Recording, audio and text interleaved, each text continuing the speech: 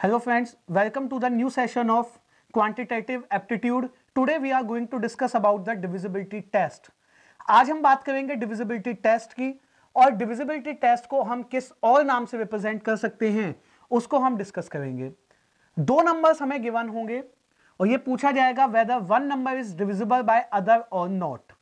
इस तरह का कुछ फॉर्मेट होता है और डिविजिबल का जो डायरेक्टली लिंक होता है वो होता है डिवीजन के साथ। ठीक है, तो सबसे पहले एक बेसिक एग्जांपल लेके समझते हैं what is the meaning of a divisible. Suppose करिए हमसे पूछा जाए is 28 divisible by 7, a basic question of a divisibility, या इज 28 अ मल्टीपल ऑफ 7,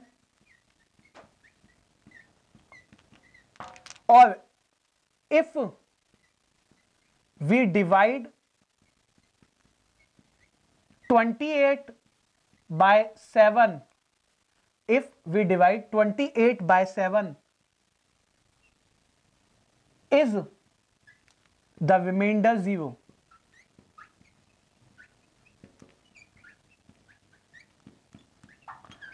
तो ये तीन क्वेश्चन हमसे बनते हैं।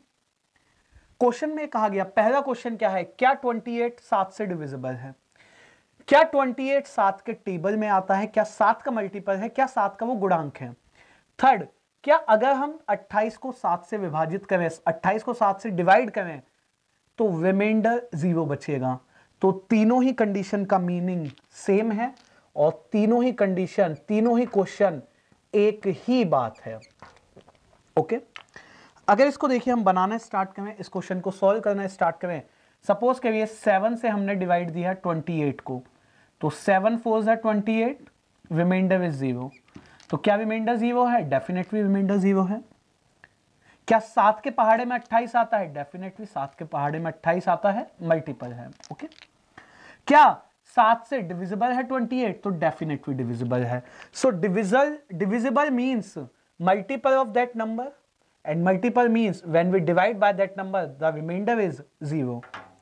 तो अगर हमें एक जनरल फॉर्मेट लिखना हो n अपॉन m, ये है, तो इस बात का मीनिंग ये होता है n जो है इसको डिवाइड दिया जाएगा, दैट इज अ डिविडेंड, और m जो है इससे डिवाइड दिया जाएगा, that is a divisor. Dividend and divisor. तो अगर ये कह दिया गया n divided by m is a divisible, that means m का मल्टीपल है n और m के टेबल में आता है n, और यहां से रिमाइंडर भी क्या है? 0, और multiple of m is n। Be remember, किसका मल्टीपल? जो डिवाइजर है उसका मल्टीपल है डिविडेंड। तो ये एक बेसिक जो कुछ कंडीशंस हैं, ये बेसिक तीन में से कोई एक फॉर्मेट हमसे कहा जाएगा। तो डिविजिबल, रिमाइंडर 0 और multiple of divisor is 3 conditions, और तीनों का मतलब एक ही है। तो इनमें से कोई एक चीज वो आपसे कहेगा, हमें ये पहचानना है क्या इन तीनों में से कुछ कहा है, अगर नहीं तो क्वेश्चन अलग है, अदरवाइज सेम थिंग उसने कही है। अब इस पे स्टैंडर्डाइज्ड 4 कंडीशंस होती हैं जिनको घुमा फिरा के, जिनको अदर फॉर्म्स में यूज करके हमसे क्वेश्चंस में पूछा जाएगा। So let's discuss about the properties of divisibility and the 4 major conditions of divisibility. Let's move forward and discuss about the properties of divisibility. Properties क्या है डिविजिबिलिटी की? 4 मेजर कंडीशंस हैं जिस पे हमने फोकस रखना है, और ये पूरे डिविजिबिलिटी टेस्ट जो हम पढ़ेंगे इस पूरे सेशन में इसका यूज होगा। So let's move to property number first. बढ़ते हैं फर्स्ट प्रॉपर्टी पे। तो पहली प्रॉपर्टी क्या कहती है? अगर एक नंबर n एक दूसरे नंबर m से डिविजिबल है, तो इसको अगर मैं रिप्रेजेंट करना चाहूं, प्रॉपर्टी फर्स्ट है ये, अगर n एक नंबर है और ये m के साथ डिविजिबल है, यानी कि m के टेबल में आता है, m का मल्टीपल है, और अगर मैं m से डिवाइड देता हूं n को, तो रिमाइंडर 0 है। All three have the same meanings as we discussed earlier. तो m से विभाजित करेंगे तो रिमाइंडर 0 रहेगा, इसके टेबल में आता है, एंड इससे डिविजिबल है। उसके बाद क्या कहा गया, अब अगर आप n का कोई भी मल्टीपल लिख दें तो वो n और उसका लिखा गया कोई भी गुणांक, कोई भी मल्टीपल m से और m के किसी भी फैक्टर से डिविजिबल होगा, हमेशा होगा, 100% श्योरिटी है, कोई भी चांस नहीं है कि ना डिविजिबल हो। तो इसके समझने के लिए एक एग्जांपल देखते हैं। सपोज करते हैं मैं n को मान लेता हूं 60 और m को मान लेता हूं 12। तो क्या 60 12 से डिविजिबल है? तो डेफिनेटली। क्या 60 12 का मल्टीपल है? डेफिनेटली। अब 60 और 60 का कोई और मल्टीपल, 60 और 60 का कोई और मल्टीपल, तो 60 के मल्टीपल का क्या मतलब है? सिंपली 60 की आप टेबल लिख दीजिए। तो 60 की अगर हम टेबल लिखें 60, 120, 180, 240 and so on up to infinite. तो ये तो हो गया n और n के मल्टीपल्स, ये है m और m के फैक्टर्स और लिख देते हैं। m के फैक्टर्स क्या होंगे? 1 के टेबल में आएगा, 2 के टेबल में, 3 के टेबल में, 4 के टेबल में, 6 के टेबल में, और 12 तो बाइट सेल्फ खुद ही हो गया, 12 बाइट सेल्फ खुद हो गया। हमसे कहा गया, आप प्रॉपर्टी देख सकते हैं, n और n का कोई भी मल्टीपल m और m के किसी भी फैक्टर से डिविजिबल होगा। बी रिमेंबर, डिवाइजर के फैक्टर्स पर फोकस करते हैं, ऑलवेज डिवाइजर के फैक्टर्स पर फोकस किया जाता है और डिविडेंड के मल्टीपल्स पे।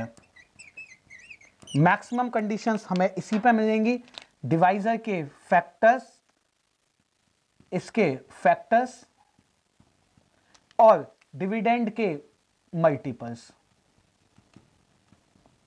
फैक्टर्स पर फोकस इसके नहीं करते और इसके मल्टीपल्स पे भी फोकस नहीं करते। मेजर जो फोकस है इसके मल्टीपल्स और इसके फैक्टर्स पे रहेगा। अब आप देखिए, क्या 2 के टेबल में 60 आता है? तो आंसर मिलेगा यस। क्या 3 के टेबल में 60 आता है? तो यस। क्या 12 के टेबल में 60 आता है? तो आंसर मिलेगा यस। तो इन सभी के टेबल में 60 आएगा ही आएगा और 12 के टेबल में भी 60 आता ही है। तो अगर n m से डिविजिबल है तो m के और m के दिए हुए सभी फैक्टर्स से भी n क्या रहेगा? n हमेशा डिविजिबल रहेगा। और बाकी अभी हम इनके डिटेल्ड डिविजिबिलिटी टेस्ट भी सीखेंगे, दैट विल डिस्कस फर्दर। अभी एक जनरल ओवरव्यू हम पढ़ रहे हैं कि इससे डिविजिबल है तो इसके सभी फैक्टर्स से भी डिविजिबल रहेगा। Done. Let's move to condition number 2। आगे बढ़ते हैं और बात करते हैं कंडीशन नंबर 2 की। चलिए, let's move to property number 2। आगे बढ़ते हैं और बात करते हैं प्रॉपर्टी नंबर 2 की। अगेन प्रॉपर्टी नंबर 2 में यह कहा गया कि जो n है m से डिविजिबल है, लेकिन क्या इसके बाद जो n m के मल्टीपल से डिविजिबल होगा या नहीं, ये प्रीडिफाइंड नहीं है, ये 100% श्योरिटी से हम नहीं कह सकते। ठीक है, तो इसके लिए एग्जांपल देखें। 60 12 तो डिविजिबल है, 60 जो है 12 से डिविजिबल है। अब हमें अगर 12 के मल्टीपल्स देखें, बी रिमेंबर, अब डिवाइजर के मल्टीपल्स की बात कही है तो 12, 24, 36, 48, 60। तो अगर हम यहां पर देखें, क्या 60 12 से डिविजिबल था? तो डेफिनेटली था। क्या 24 से था? नहीं। 36 नहीं। 48 नहीं। 60 definite. 60 is divisible by 60। Meaning of this कि अगर कोई नंबर एक दूसरे से डिविजिबल है तो उसके मल्टीपल से डिविजिबल होगा या नहीं प्री डिफाइंड नहीं है, हो भी सकता है नहीं भी। तो इस पे एक और एग्जांपल देख लेते हैं इस कंडीशन पे। Take one more example on this. 90, अगर 90 को कहा जाए 5 से तो डेफिनेट डिविजिबल है, लेकिन क्या 5 के मल्टीपल से भी डिविजिबल होगा? तो देखिए 5 के मल्टीपल्स लिखे हैं 90 तक, 5, 10, 15, 20, 25, 30, 35, 40, 45, 50, 55, 60, 65, 70, 75, 75, 80, 85 and 90. So these are the divisibles of 5. अब इसमें अगर मैं चेक करूं तो तो 5 के टेबल में 90 आया डेफिनेट, 10 के में आया डेफिनेट, 15 डेफिनेट, 20 नहीं, 25 नहीं, 30 में आया, इसमें नहीं आया, 45 and these all are not divisible. तो अब अगर n m से डिविजिबल है तो m के मल्टीपल से होगा या नहीं हम नहीं बता सकते, लेकिन कंडीशन फर्स्ट क्या कहती है, m के फैक्टर से डेफिनेटली होगा। तो फैक्टर्स पर फोकस रखना है डिवाइजर के, मल्टीपल्स पर कुछ भी हम नहीं कह सकते हैं। Done with the second, let's move forward to condition number third. Let's move forward to condition number third. आगे बढ़ते हैं और बात करते हैं कंडीशन नंबर थर्ड की। कंडीशन थर्ड में कहा गया n अगर m से डिविजिबल नहीं है, नॉट डिविजिबल है। सो बी रिमेंबर पहली दो कंडीशन डिविजिबल की थी, अब यहां कंडीशन है नॉट डिविजिबल। तो m के फैक्टर्स के रिगार्डिंग क्या है, तो m के फैक्टर से डिविजिबल होगा या नहीं तो नहीं कह सकते, मे और मे नॉट। देखिए जब भी कंडीशन मे और मे नॉट में जाएगी हमें हमेशा मे नॉट पर फोकस करना है। जैसे कंडीशन 2 है, n m से डिविजिबल था लेकिन उसके मल्टीपल से डिविजिबल नहीं होगा, m के मल्टीपल से, ये हम याद रखेंगे। मे नॉट पे एम्फेसिस होता है, मे पे एम्फेसिस नहीं होता है। तो अब अगर मुझसे कहा जाए n m से डिविजिबल नहीं है तो m के फैक्टर से भी डिविजिबल नहीं होगा, मैं मे नॉट पे फोकस रखना है हमने, क्योंकि एक्सेप्शंस होंगे, कभी होगा नहीं, वो नहीं पे फोकस। जैसे एक एग्जांपल इसके लिए समझते हैं, अगर ये कहा जाए 60 18 से, तो 18 के टेबल में 60 नहीं आता है, लेकिन अगर मैं 18 के फैक्टर्स लिखूं तो 1 2 3 6 9 एंड 18। ओके, अब 1 के टेबल में देखिए, 1 के तो फैक्टर में डेफिनेटली 1 के टेबल में तो सब आते हैं, 2 के में 3 6 9 में और 18 में नहीं आया। तो अगर 60 18 से डिविजिबल नहीं है तो 18 के फैक्टर से होगा या नहीं हम नहीं कह सकते, but we emphasis on not कि अगर 60 18 से डिविजिबल नहीं है तो डेफिनेटली उसके फैक्टर से भी नहीं होगा, हमेशा नहीं होगा। इसीलिए मे नॉट पे हम एम्फसिस रखते हैं, नॉट वाली पे, मे पे एम्फसिस नहीं होता। Let's move forward to the last and the fourth condition. Let's move forward to condition number fourth. आगे बढ़ते हैं और बात करते हैं फोर्थ कंडीशन की। फोर्थ कंडीशन ये है, अगर n m से डिविजिबल नहीं है, अगर n m के टेबल में नहीं आता है तो डेफिनेटली n m के किसी मल्टीपल के टेबल में भी नहीं आएगा।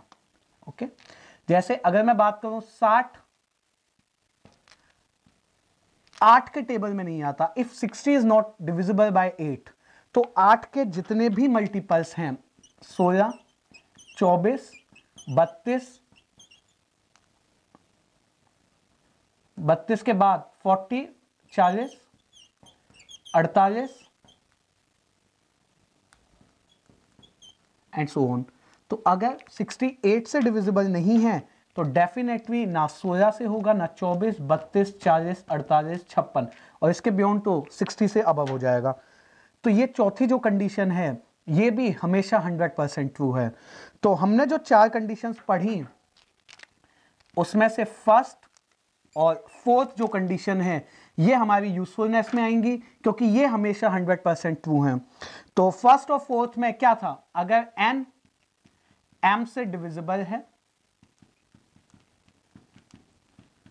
तो m और m के सभी फैक्टर्स के साथ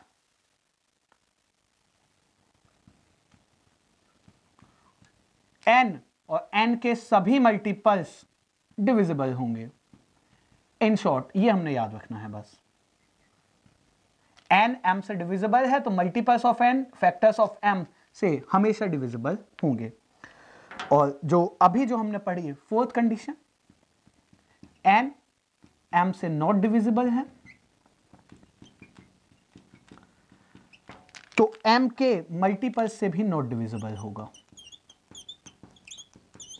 तो जो कंडीशंस हमेशा 100% ट्रू होंगी उन पे एम्फेसिस ज्यादा रहेगा और इन दो पे ज्यादा फोकस रहेगा। बाकियों का भी यूज है, बाकी दो कंडीशन सेकंड और थर्ड का भी, बट इनका यूज ज्यादा है। तो ये चारों कंडीशंस को आप याद रखेंगे, इन चारों कंडीशंस को हम आने वाले अगले जो डिविजिबिलिटी के सेक्शंस है वहां पे हम यूज करेंगे। डिविजिबिलिटी को टोटल हम 4 भागों में बांटेंगे। जो 4 सेक्शंस हम पढ़ेंगे डिविजिबिलिटी के वो है, पहला जो सेक्शन है हमारा फॉर स्मॉलर नंबर्स के लिए होगा। दूसरा जो सेक्शन है हमारा फॉर हायर नंबर्स के लिए होगा। तीसरा हमारा सेक्शन होगा जो स्टैंडर्ड रिजल्ट्स होते हैं डिविजिबिलिटी के उनके ऊपर, स्टैंडर्ड केसेस के ऊपर। और फोर्थ होगा हमारा स्पेशल केसेस के ऊपर। यानी डिविजिबिलिटी को टोटल हम 4 भागों में बांटेंगे, स्मॉलर नंबर्स के लिए, हायर के लिए, स्टैंडर्ड के लिए और स्पेशल केसेस के लिए। तो आने वाले चारों सेशंस इन पे बेस्ड होंगे। So that and with this session. Thank you.